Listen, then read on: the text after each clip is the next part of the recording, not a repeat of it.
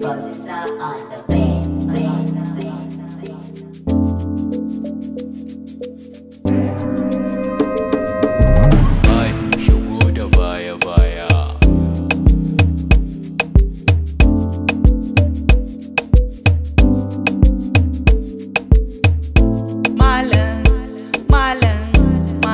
Matsala gare ni malam don Allah ka taimake ni. Kai ni ba malam bane, ni boka ne.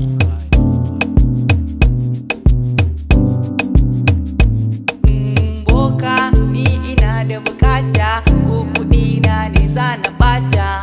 Matsala ta yau zaka ci ta kamun maganin ta ka gane. Kai yi mun mutane shiru, ya gaya man an zo nan ana fadin bukata, mu da kanmu ne za mu gaya ma. Muna da aljanu masu yi mu aiki, aikinmu na ban mamaki. Ka tsaya za ka gani, za ka gani. Kuɗi kake so ka yi, boka ba wannan bane. budurwar ka za a mallake ma, shi ma ba shi babba ne. a'a to ba yawa babanku ne to za a kashe ma. Na ga yana da kuɗi kuma ya hana ka kuɗi. Kai boka ba wannan bane. Kaga to kawai faɗa min, na gana duk ka yau ba kyau, kawai faɗa min.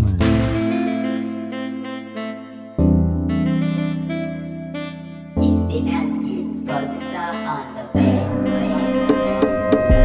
Boka ka gani mawaki ne, kuma na so in yi suna a duniya, kowa ya sanni sannan in samu kuɗi. Abokina da muna yi tare, yanzu duniya ta san shi, so nike abon kujerar shi, shi kuma ya dawo tawa. Haba shi yasa nake ganin makiyar fon, ashe waka ce. Karka damu ka zo wurin, sai ka fi makiyar suna.